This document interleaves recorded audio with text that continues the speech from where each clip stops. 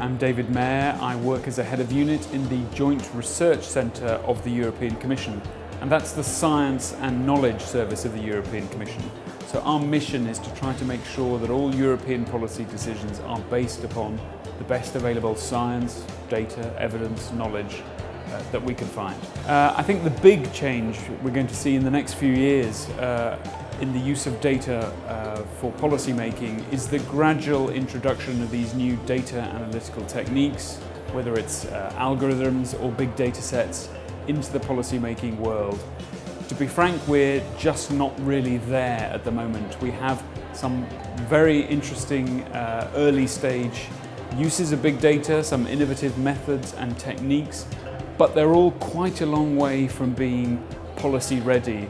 I think we're struggling to see things which are really focused on the problems that policymakers actually see hitting their desks today. So I think the next 5 years really is going to see the two sides coming together and people working in big data being able to answer the policy questions that are being asked and to solve the problems that policymakers are facing.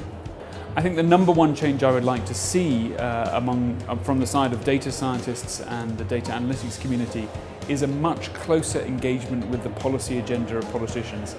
Instead of going to the policymakers with interesting tools and saying, what sort of problems have you got? I think they need to start talking to policymakers about the problems they face. And the real breakthrough will be when they're able to say, thanks to this innovative new use of data or method, we can now solve much better policy problems that we simply couldn't in the past.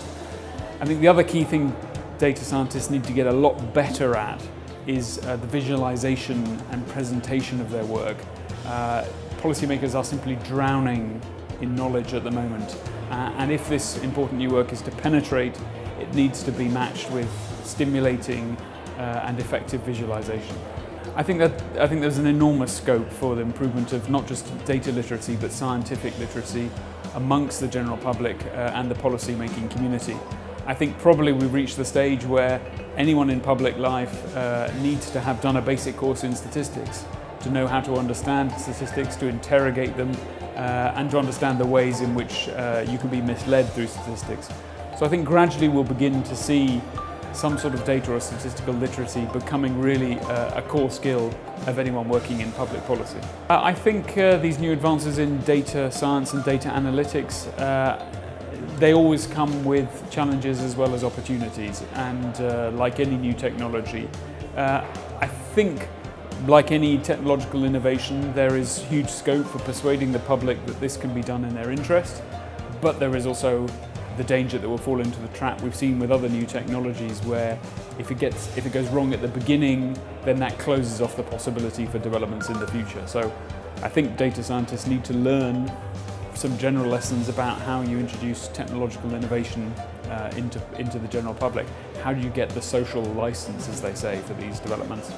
I'm very pleased to have come to this conference, and I think this sort of events we need to have from time to time, because this is an emergent field where all sorts of people are coming up with amazing new techniques, and from time to time we need to come together and benchmark ourselves against what people are doing.